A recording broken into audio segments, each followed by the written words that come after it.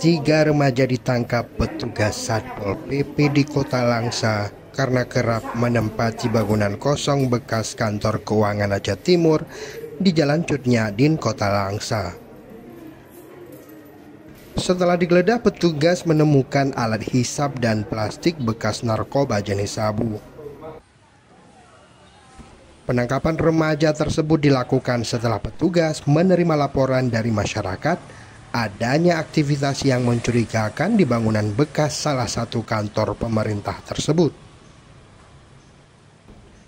Para remaja ini juga diketahui telah merusak sejumlah pintu dan jendela di kantor itu.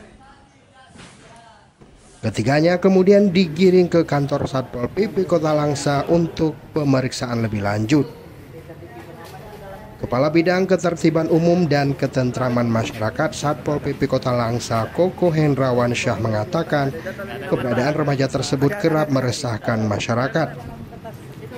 Selain menempati bangunan kosong, mereka juga dilaporkan kerap meminta uang dari sejumlah pedagang.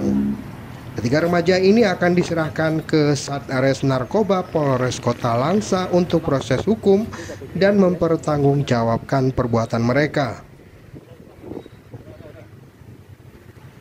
Setelah kami lakukan penindakan, ternyata di lokasi didapati 3 orang laki-laki yang memang sudah terbukti mereka melakukan perusakan jendela dan pintu.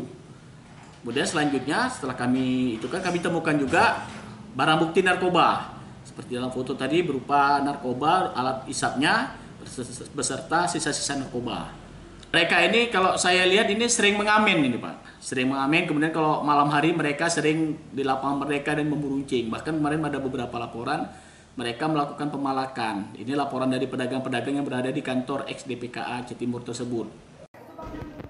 Masyarakat diminta melaporkan ke aparat keamanan terdekat bila mendapati adanya orang yang melakukan pengerusakan bangunan milik pemerintah dan mengganggu ketertiban umum. Dari Langsa, Tim Liputan Aceh Video.